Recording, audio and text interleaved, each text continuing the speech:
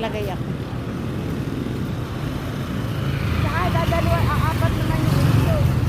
Oh. Hindi mayroon pang dalawang tray, meron pang kami. Pag sila din naman at may marunong. Dito tayo na. Magtatapon ng ano.